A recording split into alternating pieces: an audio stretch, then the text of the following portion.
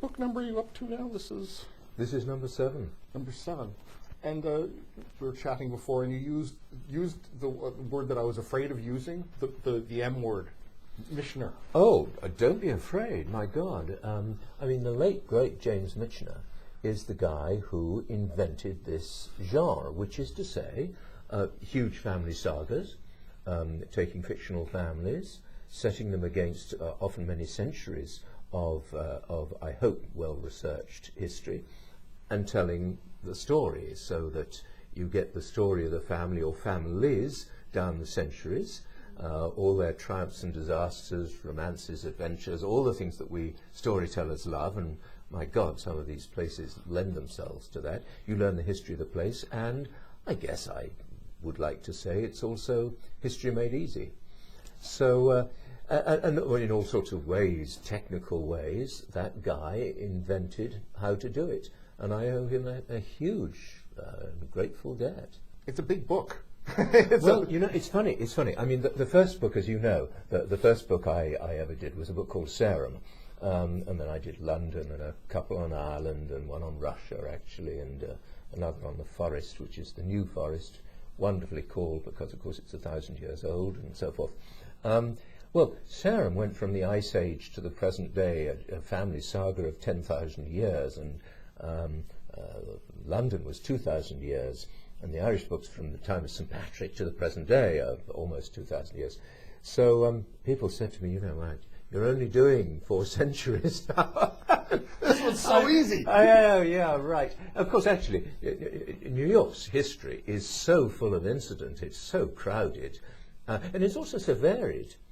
You know, we think of the great city with the skyscrapers, but of course you're talking about an Indian hunting ground, you're talking about a little Dutch settlement and trading post, you're talking about an early English town, English port, 18th century, I won't say exactly genteel, but because it was, New York was always had this wonderfully feisty character.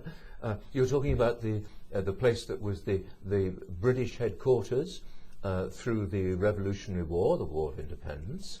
And I should add in parenthesis, you know, my own Rutherfurd ancestors were actually Loyalists. I had some other ancestors who were Philadelphia Quakers.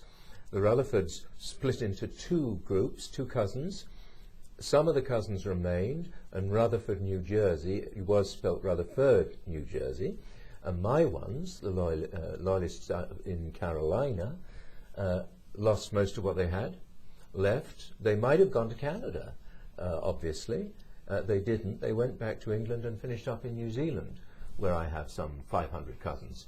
The other day when we went straight on the bestseller list in New Zealand, actually I got a nice message from the New Zealand publishers saying we're on the bestseller list, and I just had to email back and saying, yeah, I know, but you've only sold to the family so far.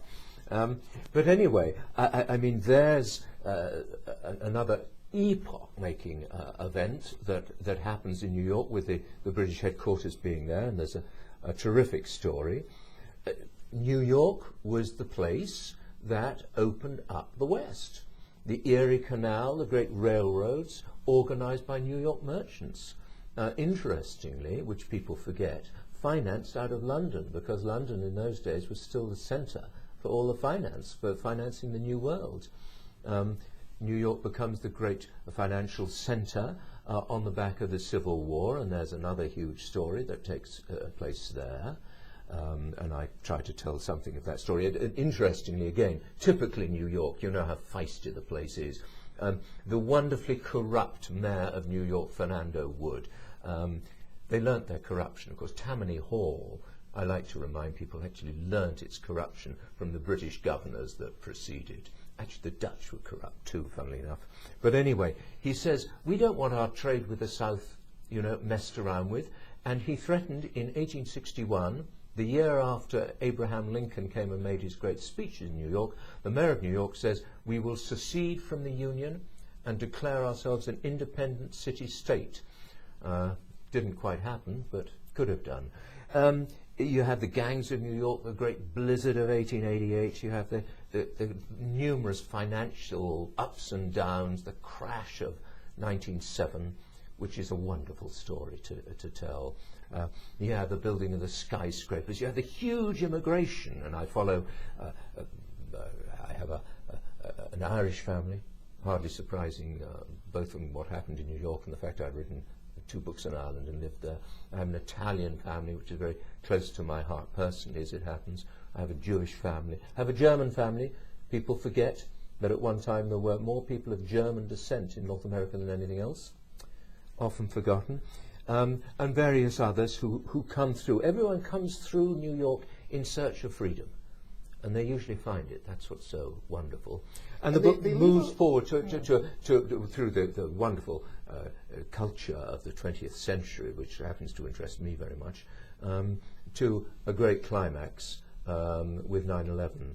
So there's triumph and tragedy all through this, and my God, the book was supposed to be rather less than the 860 pages it is. I mean, I couldn't contain it in less than that. The book is New York. It's a novel. I've been speaking with the author, Edward Rutherfurd, and New York, published by Doubleday Canada.